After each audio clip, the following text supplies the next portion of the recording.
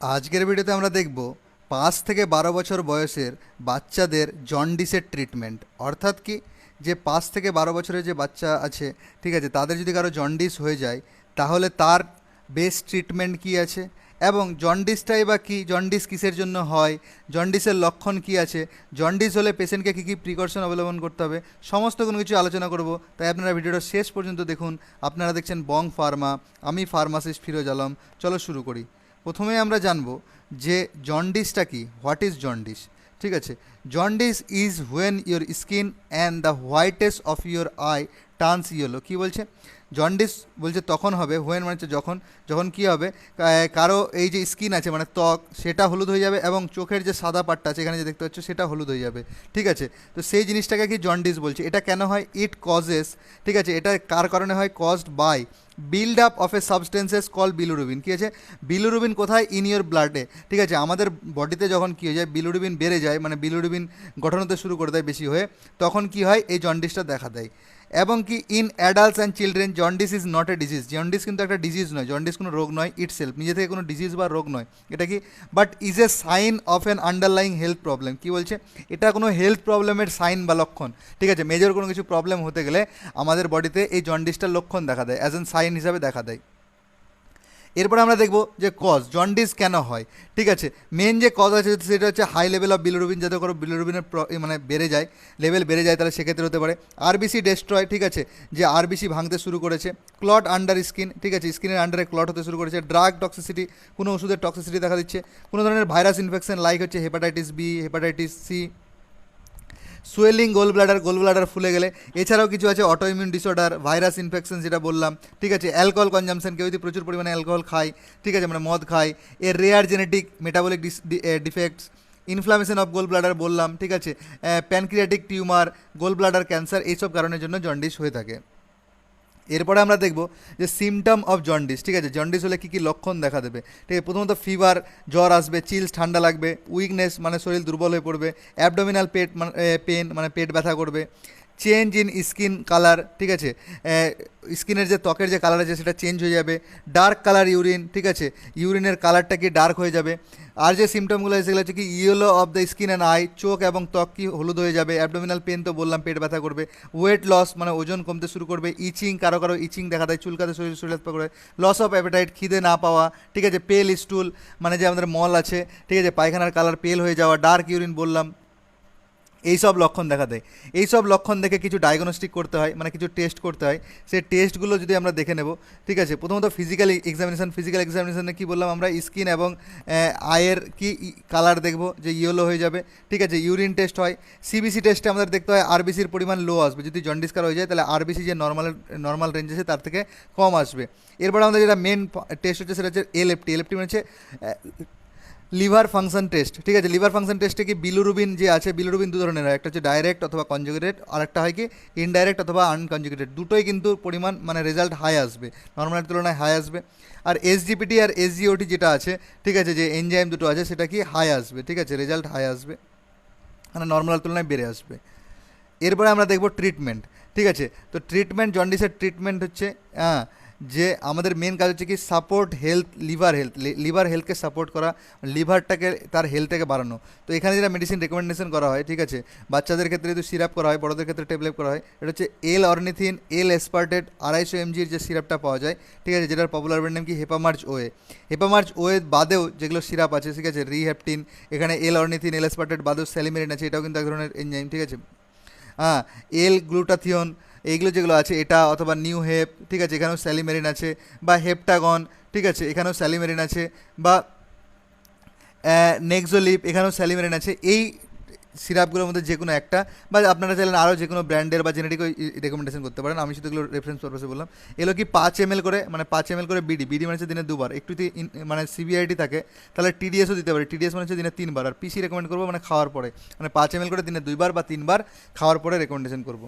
এরপরে এর সাপোর্টিং হিসাবে একটা মেডিসিন দেওয়া হয় বা লিভার টনিক দেওয়া হয়। সেটা হচ্ছে, আমি ডাইরেক্ট কোম্পানিটার নাম বলে দিচ্ছি, স্টিমুলিভ সিরাপ। ঠিক আছে, এখানে দেখতে পাচ্ছ direct liver stimulate and tonic. ঠিক আছে, স্টিমুলিভ এরই একটা সাবস্টিটিউট হিসাবে ট্রাইসলিভও পাওয়া যায়। ঠিক আছে, তাহলে সেটা 5 ml করে বিডি দিতে পারি, অথবা কি দিতে পারি, ঠিক আছে, ট্রাইকোলিন সিট্রেট প্লাস সরবিটলের যে সিরাপটা পাওয়া যায়, যেটা সরবিলিন নামে বা কোলিব এল নামে, চলিব এল নামে বা সরলিব নামে পাওয়া যায়, সেই সিরাপটা রেকমেন্ডেশন করতে পারি। অথবা কি লিভার টনিক হিসাবে যেটা সবথেকে পপুলার চলে, সেটা হচ্ছে হিমালয়ার লিভ 52, ডাইরেক্ট নাম বলে দিলাম, এই যে হিমালয়ার লিভ 52, সেই সিরাপটা কি 5 ml করে বিডি দিতে পারি, আর এটাও কি 5 ml করে বিডি। তো এগুলোর মধ্যে যে কোনো একটা, ওই হেপামার্জের সাথে এই মেডিসিনটার সাথে এগুলোর মধ্যে যে কোনো একটা, আর এগুলোর মধ্যে যে কোনো একটা, ঠিক আছে, এতগুলো যে মেডিসিন বললাম যে কোনো একটা দিলেই হবে। এরপরে বাকি কি সিমটোমেটিক ট্রিটমেন্ট, যদি জ্বর আসে, ঠিক আছে, এমনিতে আমরা বেশি মেডিসিন দিতে পারবো না, কারণ লিভার এমনি উইক থাকে জন্ডিসের পেশেন্টের। সেক্ষেত্রে কি যদি ফিভার হয়, ঠিক আছে, তাহলে কি আমরা প্যারাসিটামল যে ড্রাগটা আছে সেটা রেকমেন্ডেশন করতে পারি।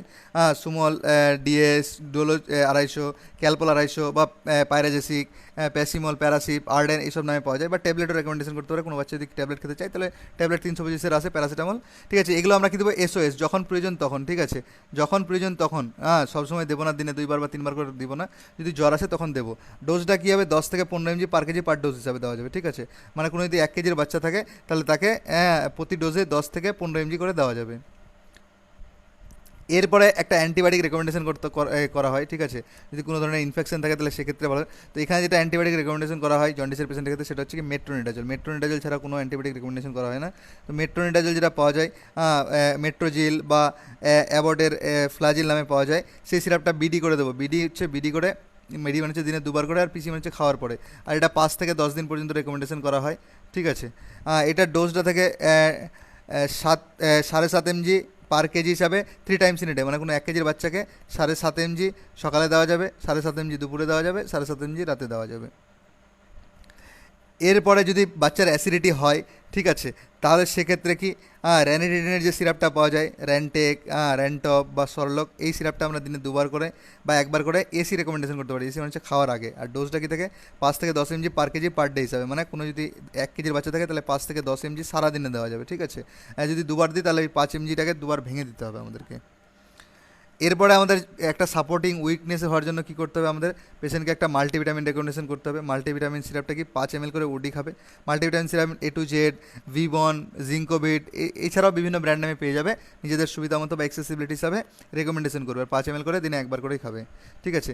এরপরে আমাদের দেখতে হবে কিছু কমপ্লিকেশান যদি দেখা দেয়, এগুলো হলো নর্মাল, ঠিক আছে, ট্রিটমেন্ট। যদি কমপ্লিকেশান দেখা দেয় সেক্ষেত্রে ইনফিউশন চালাতে হয়। হেপামার্জের ইনফিউশনটা, এই যে হেপামার্জের ইনফিউশন আছে এল অর্নিথিন আসপার্টের, এটা কিন্তু 5% ডিএনএসের সাথে মিক্স করে দেওয়া হয়, এটা সিঙ্গেলি কিন্তু দেওয়া হয় না, ঠিক আছে। যেহেতু 10 ml এমপিএল থাকে, এটা সর্বদাই কোনো না কোনো ইনফিউশনের সাথে ইসে দেওয়া হয়, তো এটা ডিএনএস 5%-এর সাথে কিন্তু মার্চ করে দেওয়া হয়, মিক্স করে দেওয়া হয়, দিনে 2বার করে 2 থেকে 3 দিন পর্যন্ত দেওয়া হয়। কিন্তু এটা কখনো দেওয়া হয়, এটা হসপিটালাইজ করতে হয়, ঠিক আছে, হসপিটালে। এটা নিজে থেকে প্র্যাকটিস করা যায় না, এটা হসপিটালে রেফার করতে হয়। কখন হসপিটালে রেফার করবো, যদি কারো প্রচুর পরিমাণে হাই ফিভার থাকে, প্যারাসিটামল নেওয়ার পরে জ্বর কমছে না, ঠিক আছে, সিভিয়ার অ্যাবডোমিনাল পেন, মানে প্রচুর পরিমাণে পেট ব্যথা করছে, ইন্টেন্স ভমিটিং, প্রচুর পরিমাণে ভমিটিং করছে, কিছু পেটের মধ্যে রাখতে পারছে না, বারবার ভমিট করেই যাচ্ছে, ঠিক আছে, বমি হয়ে যাচ্ছে, এক্সট্রিম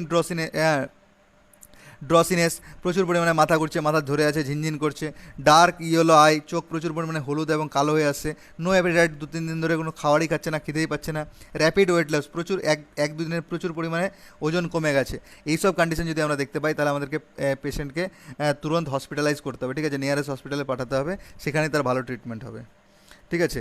এরপরে আমাদের পেশেন্টকে একটা অ্যাডভাইস করতে হবে, যেহেতু আমাদের লিভার উইক হয়ে পড়ে, ঠিক আছে, জন্ডিসে, তাহলে আমাদেরকে কিছু খাওয়ার বারণ করতে হবে। কোনগুলো খাওয়ার বারণ করবে, যেগুলো প্রচুর পরিমাণে ফ্রাইড স্ন্যাক্স, তেলে ভাজা কোনো জাতীয় জিনিসই খাবে না, চপ, ঠিক আছে, বেগুনি, তেলে ভাজা কোনো জিনিস খাবে না, ঠিক আছে, ক্যাবেজ, পাতাকপি খাবে না, ঠিক আছে, বাঁধাকপি খাবে না, হোয়াইট ব্রেড খাবে না, হেভি প্রোটিন জাতীয় যে জিনিসগুলো খাওয়ার আছে, ডিম, মাছ, মাংস, এগুলো খাবে, কম খাবে, চিজ, ক্রিম কম খাবে, রেড মিট, ঠিক আছে, রেড মিট মানে হচ্ছে কি আমাদের যেটা মোটা মাংস, সেটা খাবে না, জাঙ্ক ফুড, ঠিক আছে, জাঙ্ক ফুড কোনো ধরনের বাইরের egg roll, chowmein, pizza, momo এসব খাবে না, বার্গার খাবে না, ফ্রাইড লেন্টিস খাবে না, অ্যালকোহল মানে মদ জাতীয় জিনিস এসব খাবে না, ঠিক আছে, পেশেন্টকে নেবে না, এগুলো খেলে আবার লিভারের উপর ইফেক্ট পড়বে, লিভার আরও ক্ষতি হবে। কোন খাবারগুলো খাবে, পাপিতা খাবে, পাপায়া, ওয়াটারমেলন মানে তরমুজ সেটা খাবে, ক্যারটস মানে গাজর খাবে, কুইনোয়া খাবে, বিটস খাবে, হোল গ্রেনস খাবে, ওটস খাবে, মুগ ডাল মানে খাবে, লো ফ্যাট মিল্ক, ঠিক আছে, এইসব জিনিসগুলো খাবে, যেগুলো হালকা খাওয়ার, ঠিক আছে, ভেজিটেবল, যেগুলো সহজেই আমাদের লিভার ডাইজেস্ট করতে পারে, সেই খাবারগুলো খাবে, ঠিক আছে, যেই খাবারগুলো লিভার ইফেক্ট দেয় সেই খাবারগুলো খাবে না। এই ছিল তোমাদের বাচ্চাদের একটা কি জন্ডিসের ট্রিটমেন্ট নিয়ে আলোচনা। আমি বারবার বলে থাকি জন্ডিস কোনো রোগ নয়, জন্ডিস কোনো বড়সড় রোগের লক্ষণ। তাহলে যদি জন্ডিস না এমনিতে জন্মে মানে নর্মাল জন্ডিস থাকে তাহলে এমনিতেই ভালো হয়ে যাবে, যে ট্রিটমেন্ট বললাম। যদি না হয় তাহলে তার বড়সড় কোনো কিছু আছে, সেখানে আলট্রাসাউন্ড, ঠিক আছে, ইউএসজি, ইউএসজি তো বললাম, ঠিক আছে, তারপর এন্ডোস্কোপি এসব করাতে হয়, ঠিক আছে, তার সেখানে বেটার ট্রিটমেন্ট হসপিটালে হবে। যদি কমপ্লিকেশনগুলো বললাম সেগুলো যদি কোনোটাই দেখা যায় তাহলে অবশ্যই আমাদের কী করতে হবে, হসপিটালে রেফার করতে হবে। আর আমি বারবার বলে থাকি আমার এই ভিডিওগুলো শুধুমাত্র ইনফরমেশন এবং নলেজ পারপাসের জন্য এবং মেডিকেল ফিল্ডের লোকদের জন্য। সর্বদাই আমার এই ভিডিও থেকে কেউ কখনো সেলফ মেডিকেশন করতে যাবে না, অর্থাৎ নিজে থেকে ওষুধ নিতে হবে না। সর্বদাই কী করবে, ডক্টর এবং ফার্মাসিস্টের পরামর্শতেই ওষুধ খাবে। এবং এই যে আমার হোয়াটসঅ্যাপ নাম্বার দেওয়া আছে, আমি যে এই ভিডিওগুলো যে দেখে পিডিএফগুলো দেখে ভিডিওটা বানাই, সেই পিডিএফগুলো অনেকে নিতে চাই, তাহলে আমাকে এই হোয়াটসঅ্যাপে টেক্সট করতে পারো। পিডিএফ নিতে গেলে অবশ্যই কিন্তু পেড ভার্সন, মানে আপনাকে টাকা দিয়ে কিনতে হবে।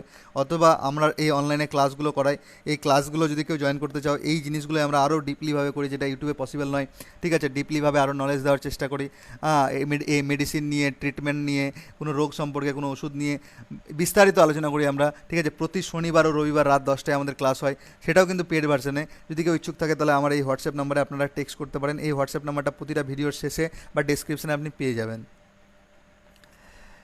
এবং ভিডিওটা যদি আপনার ভালো লেগে থাকে বা একটু মনেও আপনার উপকারিতা হয়ে থাকে তাহলে অবশ্যই লাইক দিয়ে যাবেন। যদি আমি কিছু ছেড়ে থাকি বা আপনার কিছু জানার ইচ্ছা থাকে তাহলে অবশ্যই আপনার কমেন্টের মাধ্যমে আপনার মতামত দেবেন। ভিডিওটা যদি কারো প্রয়োজন মনে হয় তাহলে অবশ্যই ভিডিওটা শেয়ার করবেন তার সাথে।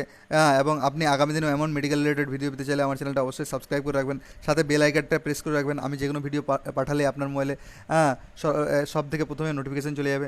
ভিডিওটা শেষ পর্যন্ত দেখার জন্য আপনাকে অসংখ্য অসংখ্য ধন্যবাদ। Thank you so much.